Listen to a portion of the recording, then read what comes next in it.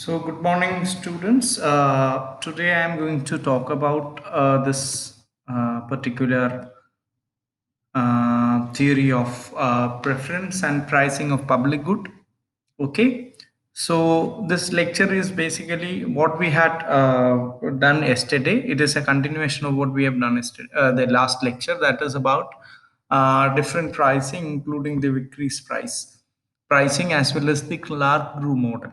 Okay, so this is a bit,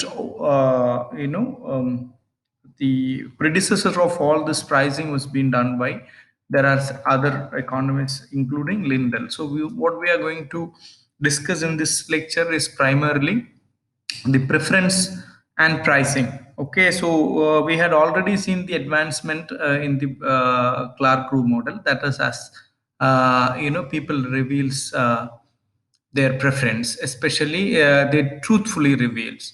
At the same time, in the Vickers case, what we have seen is actually people reveal exactly because they need to pay only less than what they reveal. So there are two different mechanisms which we have already understood. So this lesson focus on the fourth question of public finance. Why do government do what they do? So we start by discussing the best case scenario in which government appropriately measures and aggregate the preference of its citizen in deciding what projects to undertake.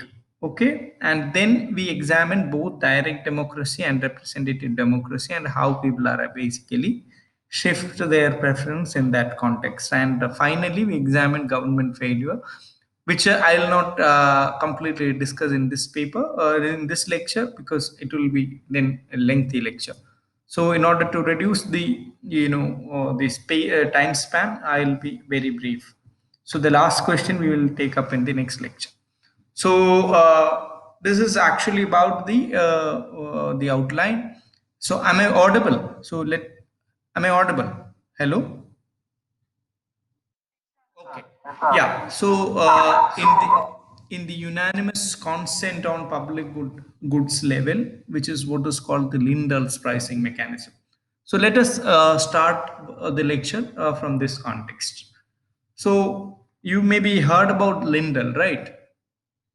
So Linden has a pricing mechanism. He introduced a pricing mechanism, how to price public good, etc. So Lindel's pricing is a system where individuals report their willingness to pay for each quantity of public good, and the government aggregate preference to form a measure of social benefit.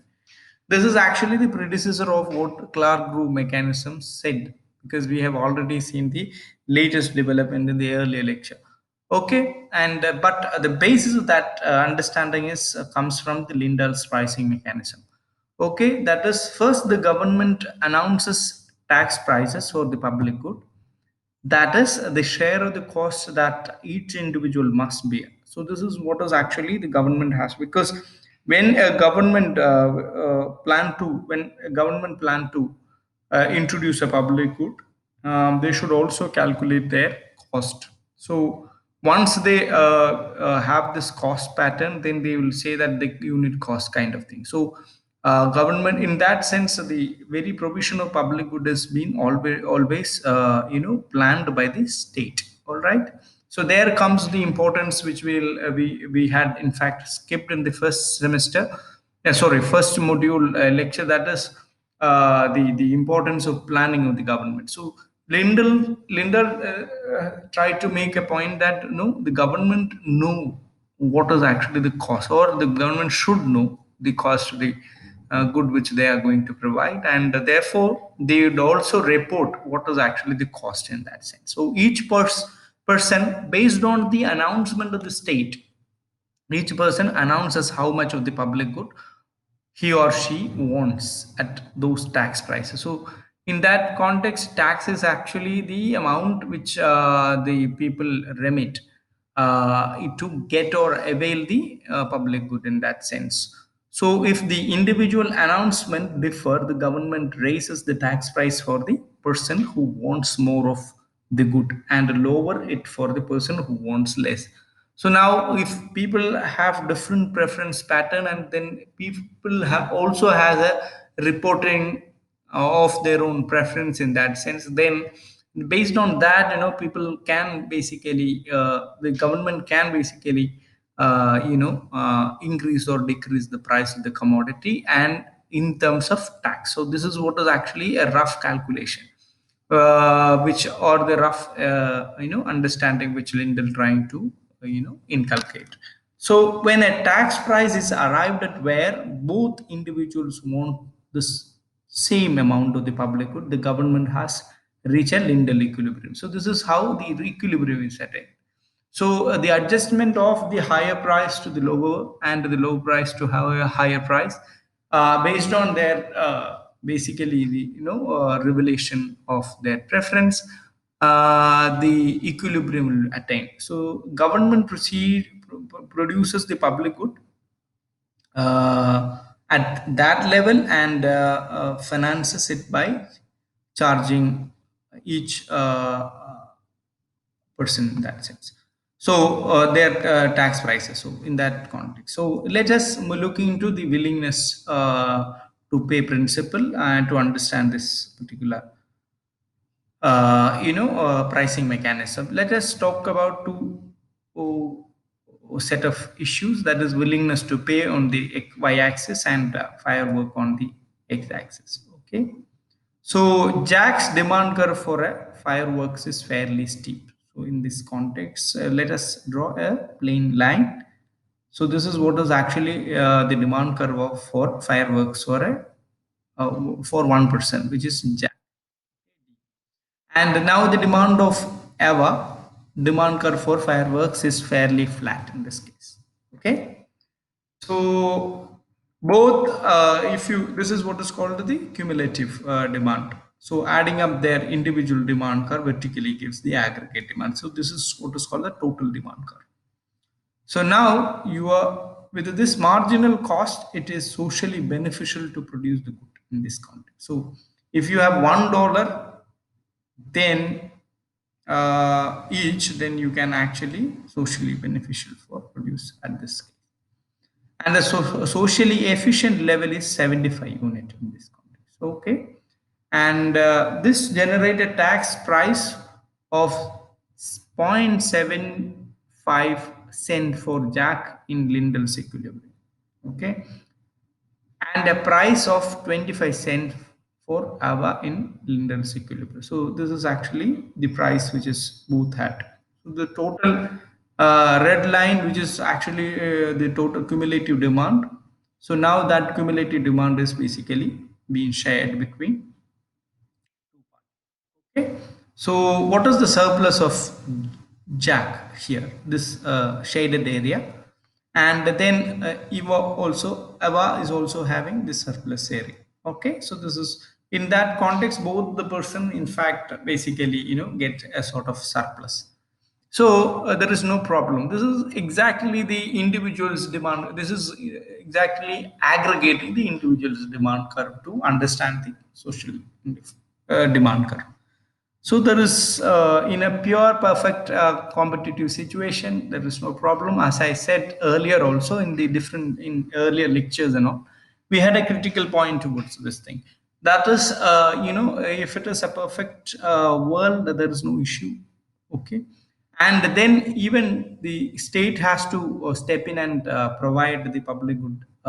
Question is also not never necessarily comes up, but we assume that the government is already existing in this case. So Lindell's pricing corresponds to the concept of benefit taxation, which occurs when individuals are being taxed for a public good according to their valuation of the benefit they receive. So this is a pretty understandable that why the government has to provide a good if there is a benefit. I mean, then they have why, because they are concerned about the welfare or utility of their own individual or the segment of the society. Based on, I mean, in order to provide that, they should get the money back. So this is what is based on the benefit. People's benefit is triggers the government basically to supply the same sort of commodity in that sense. So with the Lindell's pricing, the government does not need to know the utility function of individual voters. It gets the voters to reveal their preference by stating their willingness to pay for different levels of public good. Now, as I said, the problem with the Lindel's pricing is the following. That is, Lindel's pricing is unlikely to work in practice because preference revelation problem. Because the first problem is called the preference revelation problem. That is, individual may behave strategically and pretend their willingness to pay is low in order to get other to bear a larger cost of public good. And the second one is preference and knowledge problem. That is, it is hard for people to properly value goods so they do not shop for on a regular basis. For example, if I know many examples which we can say, if you don't know or don't regularly use certain commodity, you may not be knowing about the value of that commodity. So this is in fact a pretty understandable thing. So if you don't know the exact value of the thing, then it is difficult to basically reveal your preference in terms of value of that particular commodity. So this is going to pose a bigger challenge in that sense. So different, the third set of problem is preference aggregation problem, which we have already studied in micro. Preference aggregation problem, that is, aggregate millions of voters preference is difficult to achieve a solution in reality. So these are the problem which in fact imposes a huge issue as far as the aggregation of individuals to the social demand in real world.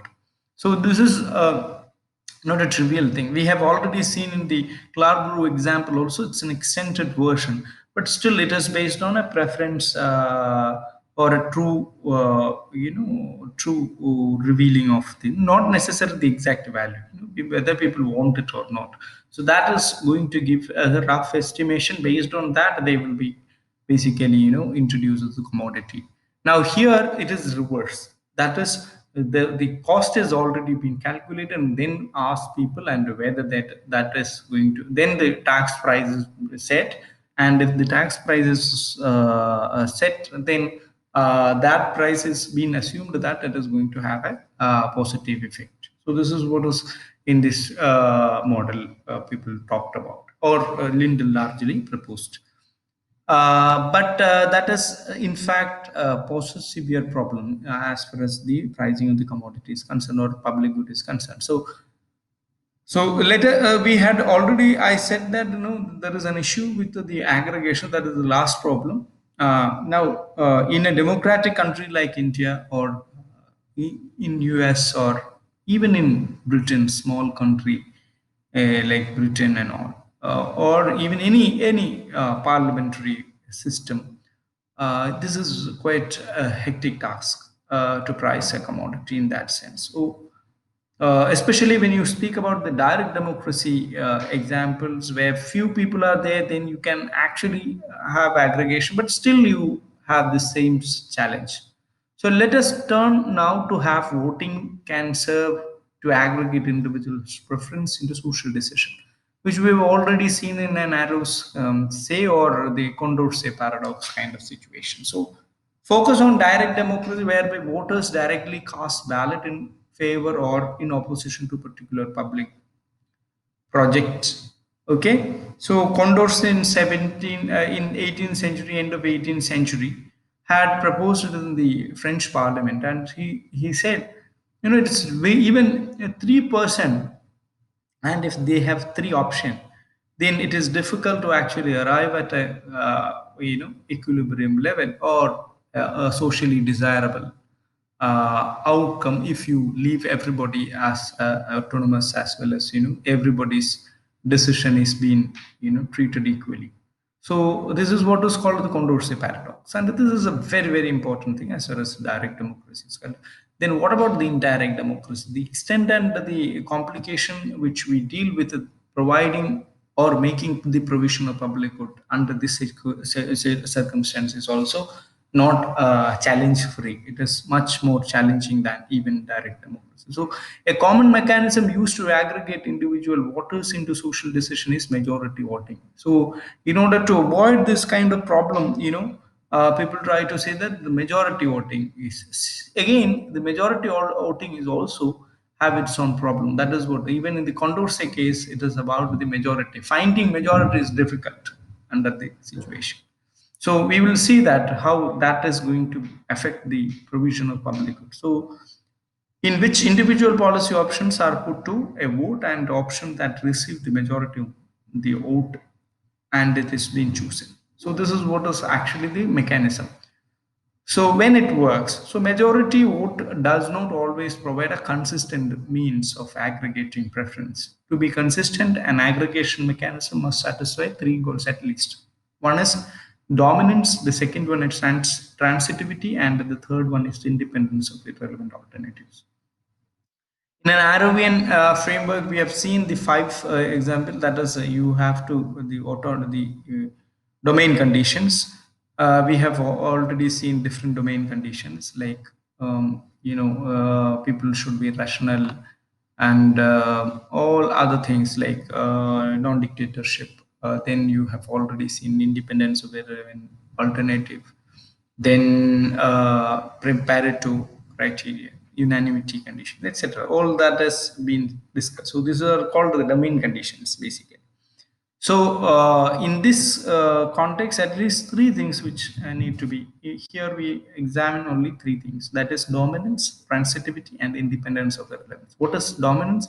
If one choice is preferred by all voters, then the aggregation mechanism must be such that this choice is made by society. So this is what is called the dominance. So if majority go for one preference, then that should be actually understood, or that should be taken, not actually the minority kind of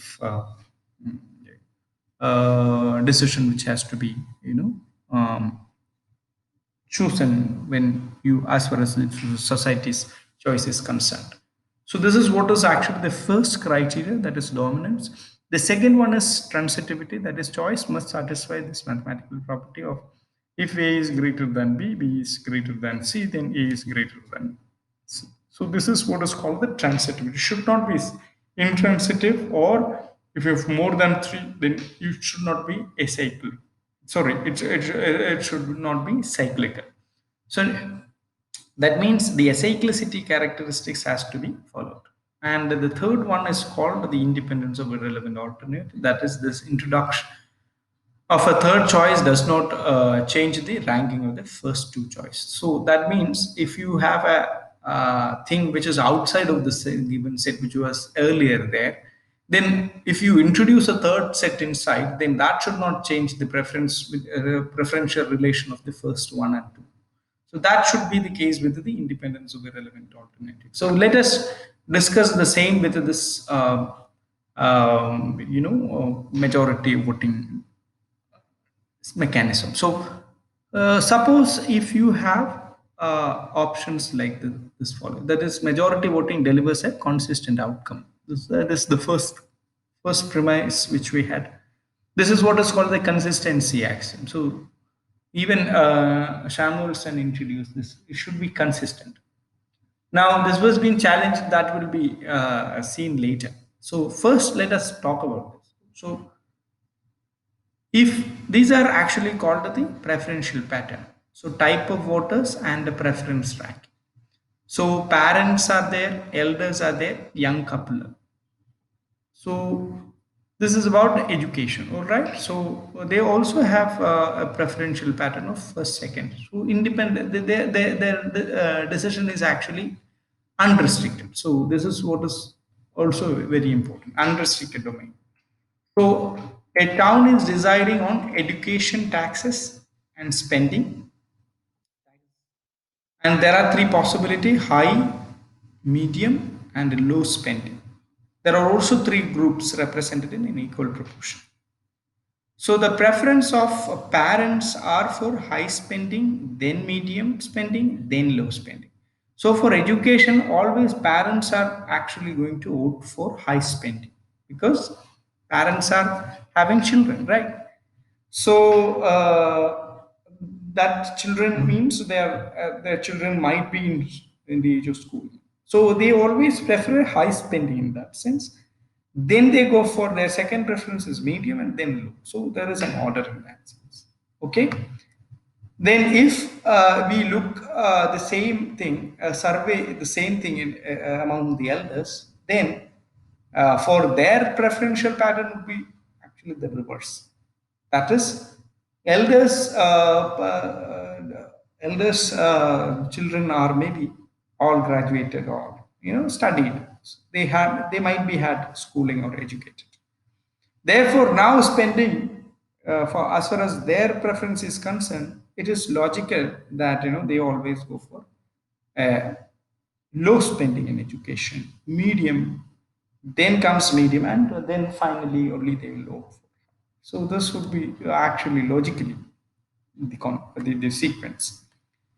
Now, if you look into the young couples, so the young couples' interest is always medium for education because they are young couples and they may be having children in the future. So they will not go for low first, so medium most probably. Now, if that is the case, medium, then go for low and then high. Okay. So if that is the thing, then their preference are for the medium spending, then low, then high.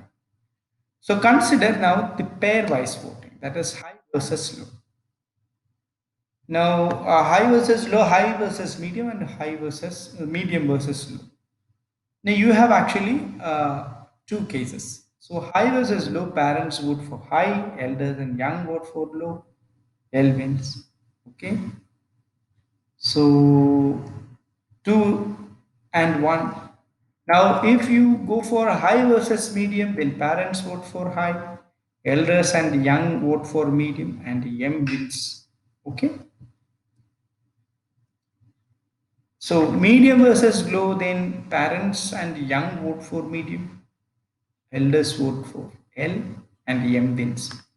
So, now since M has beaten both H and L, M is the overall winner in that sense. So this is as far as the majority is concerned.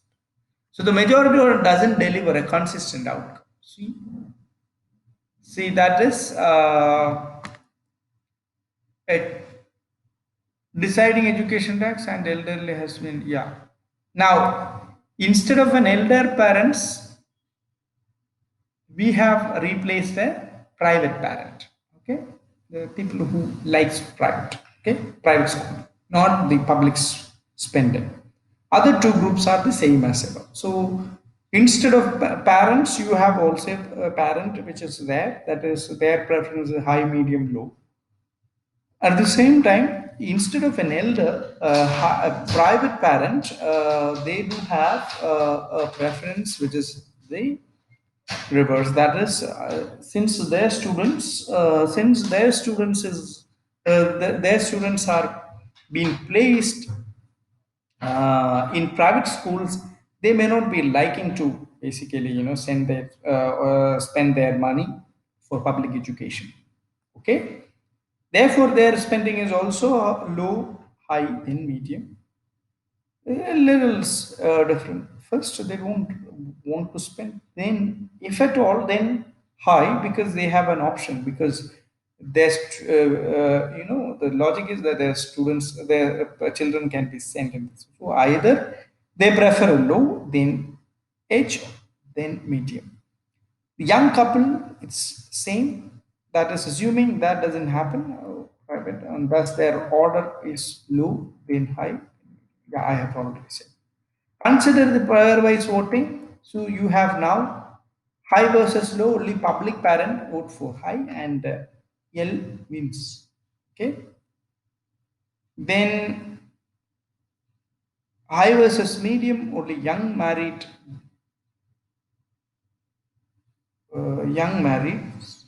vote for medium. Okay, so H wins in that sense. So medium versus low, only private parent or L. So M wins. Okay. So there is no clear winner in this case. So L is preferred to H is preferred to M is preferred to L. So there is a cyclic relation. This, while it is a transitivity assumption, and lead to a cycle intransitive. Okay, so the transitivity assumption becomes intransitive now, or I said in the three cases it is called intransitive, and if more than three options, then it will be seen as acyclic versus cyclic. So now you can see a cycle, that is A is greater than, which violates our transitivity condition. That is A is greater than B, B is greater than C. Then it should not be the case that A is great, C is greater than A. But here you are having the same situation, that is C is greater than A, which is completely inconsistent. So, which violates what as we had said, that is majority voting have this problem when it doesn't work. The set of outcome is problematic because there is no clear winner. These results violate the principle of transitivity, resulting in cyclic.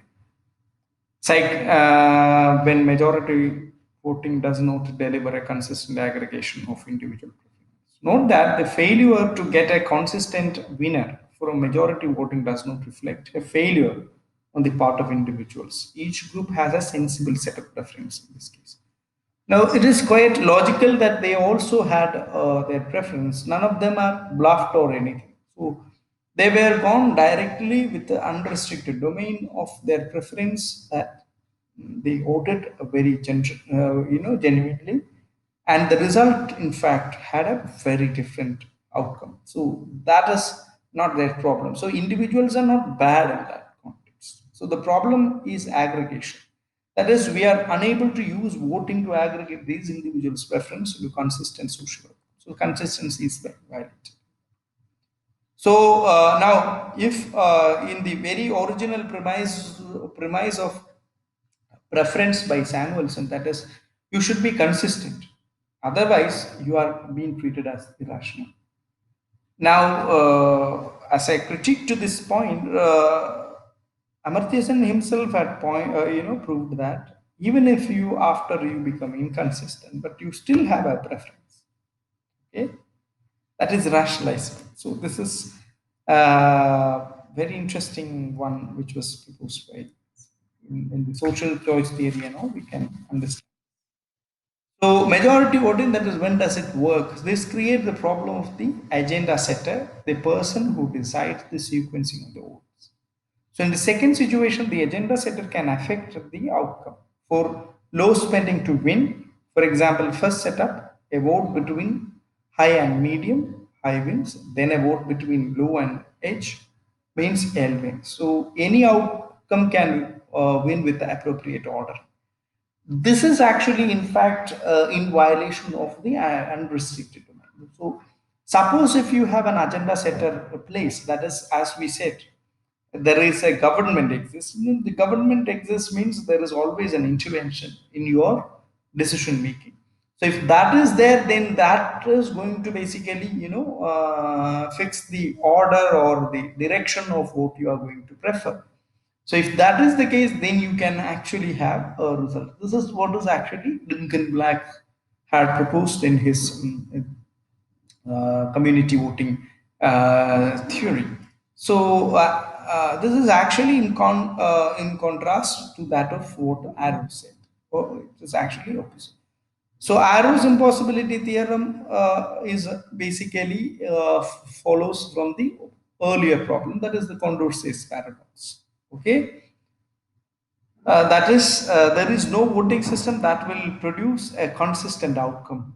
This is what is Arrow's proposition. This is what is called the impossibility theorem says. So Arrow's impossibility theorem states that there is no social decision or voting rule that converts individual preference into a consistent aggregate function without either restricting preference or imposing a dictatorship. Okay, so either you have to restrict your preference, as in the Duncan Black's case, where you basically restrict. That is, the agenda setter decides what kind of preference direction which you have to follow. So if that means the individual's autonomy of setting their preference goes with us. So then only you can have a sort of result, which is actually then the other set of thing is actually called the imposition of dictatorship or the minority. The majority has to be scuttled, and if the n minus 1 is greater than, if the n minus 1 is greater than 1, but still 1 being chosen, this is what is called the imposition of dictatorship. So your majority decision is being violated. So these two propositions were together put up by Arrow, and this is what is called the Arrow's impossibility. So restricting preference to solve the impossibility theorem. So let us actually look into the first possibility. That is, one way to solve this problem is to restrict the preference, which we had already seen in Black's example. That is single preference, for example. Okay. So if you have single peak preference, that means a peak in preference is a point that is preferred to all its immediate neighbors. Utility fall in any direction away from this point. So this is what is called a single peak. Now you have a multi-peaked preference means that utility may first rise, then fall, then rise. So this is what is called a multi-peaked preference. So if preference are single-peaked, majority voting will yield a consistent outcome. This is the first result which you can have. So we can visualize our earlier example with this figure. So this is only having a single peak, either the elder for them single peak. Okay, the other thing is actually their utility falls. L means only one peak for them. So moving towards the left hand side for them, it is actually falling of utility. Okay, we have already seen the parents thing for them. The single peak, that is the peak is highest when you spend highest in school. All right. So their utility increases as when you increase the spending in education. For married couple, either the way their thing is actually increases if you spend median, not in the high or low, because for them high and low is actually a falling utility. Okay, so they have only one direction in that sense. So this is what is called single. So there is elderly a single peak, then parents are single peaked, and the young is also single peaked in this context. Now, in the case of private parent, things are not the same. Okay, they have not only one two peak. That is, if it is low, their utility is very high. But if then their preference is medium, then it is very low. If it is high, then again their preference is higher. For public parents, it keep rising. So if it is low, then less high. At the same time, in the young married thing, they have two peak.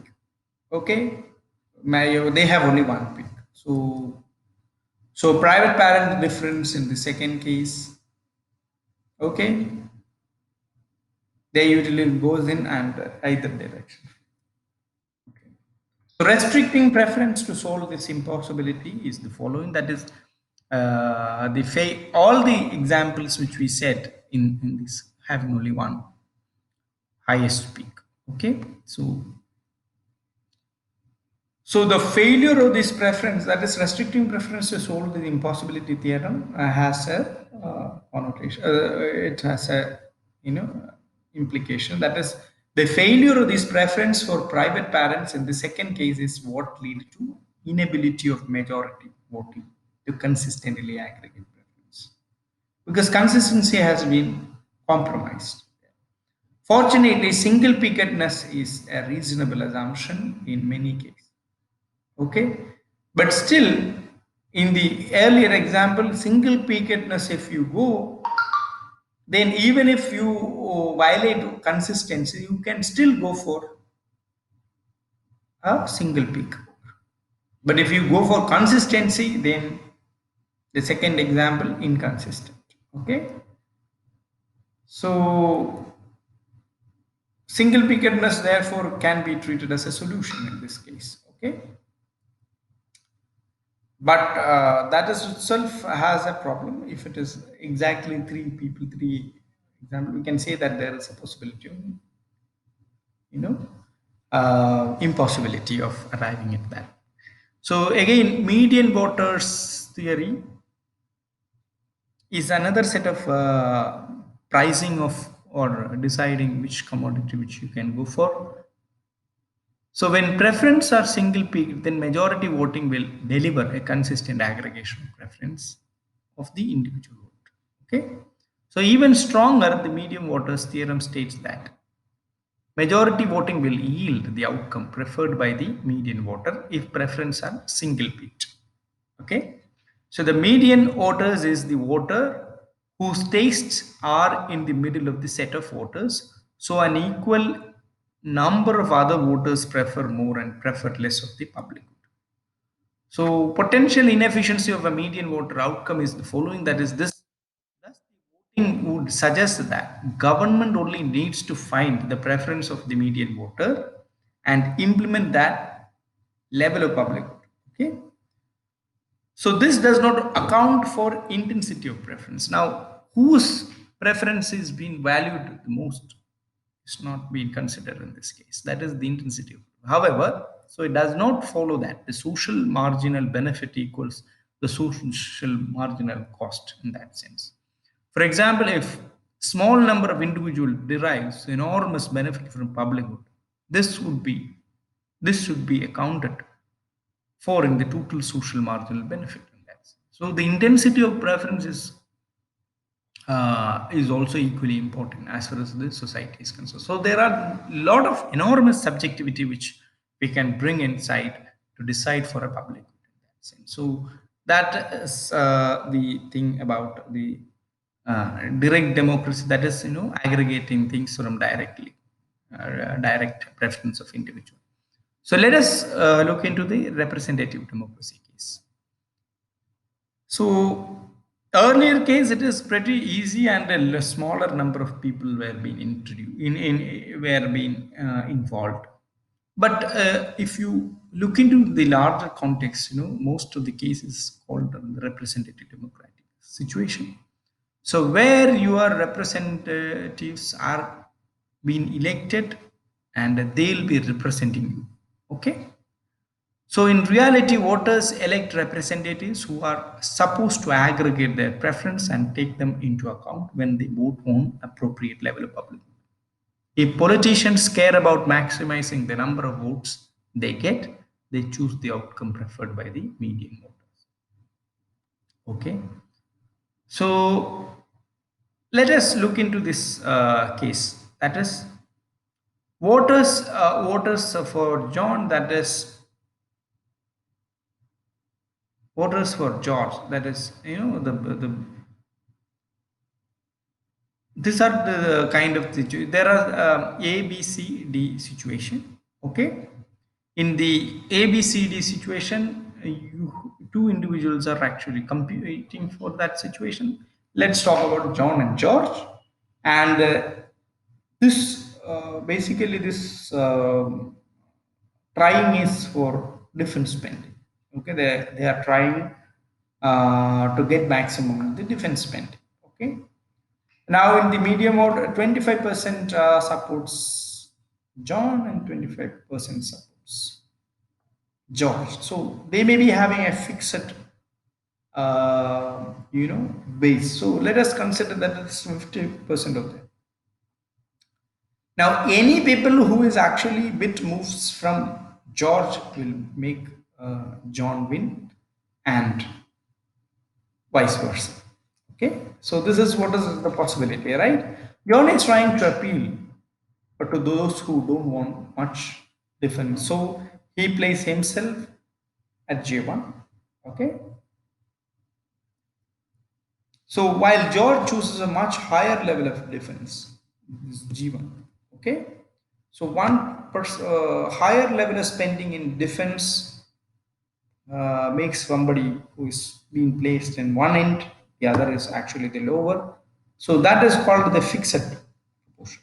Okay, some people anyway is going to support ardently for that particular kind of group or the kind of representative. Okay, in this case, the candidates split the vote equally. So nobody wins. But now imagine that John changes his position to J2, or a little higher. Okay? Then some people will be moving from here. Okay? So by doing so, he gets the majority of voters. Right? Now corresponds in response, George lowers his position. That is not that much of so, but still his supporters won't go. The hardcore supporters. But at the same time, the other people will come in. See, there is a possibility.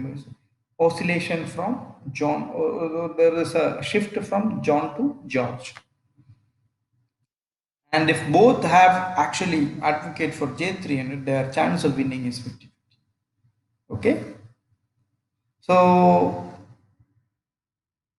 in that context, you should reciprocate the others interest in that. So we'll discuss that also in another set of understanding. So let us understand the median voters assumptions. So what are the assumptions, this to arrive this particular conclusion? The median voter model is a powerful tool, but relies on a number of assumptions worth mentioning. The first one is single dimensional voting. That is, voters only care about one issue. Okay? Only two candidates, that is, with the third candidate, there is no stable equilibrium in this case. Okay? Because there is always a possibility of the equilibrium moving in and out. So the third assumption is no ideology or influence, assumes politicians only care about votes, not ideological position. Then no selective voting, that is all citizen actually vote. No money as a tool of influence. Perfect information among three dimensions. That is voters' knowledge of the issue, politicians' knowledge of the issue, and politicians' knowledge of the voters' preference. Now, the last one at least is the most complicated one. But still, these are the assumptions to make the median voters theorem a very interesting one. So, while the median voters model is a potentially powerful tool, does it have predictable power? So, this is a very important question. So, the empirical evidence is mixed. So, it certainly does not completely explain legislators' behavior. There is a strong evidence that legislators consider their own ideology and that of their core constituency when they vote on policy. The last point in this lecture is the lobby. So, the issue of the money and information make it likely that elected officials will be lobbied by highly interested and informed support. So, this is actually contrary to what we had said earlier. So, in order to have pricing of the public good, again, it is possible that lobbying is always worse. So, lobbying is expending of resources with certain individual or group in an attempt to influence a politician. So lobbyists can inform politicians, reward politicians, or whatever. So the problem with the lobbying arises when in an issue benefit a small group and impose a small cost on a larger, perhaps even a majority group. So this is what is called the implication of this lobbying. And in this case, politicians might support socially inefficient positions because of the lobbying. So large group of people with a small individual interest on an issue suffer from a free rider problem in trying to organize politically. So small groups with a large interest overcome the free rider problem, but this is still an issue of concern. So with this, I'll conclude the lecture. Thank you for listening right now. So if you have questions, you can ask, and I'm very glad to respond to the questions.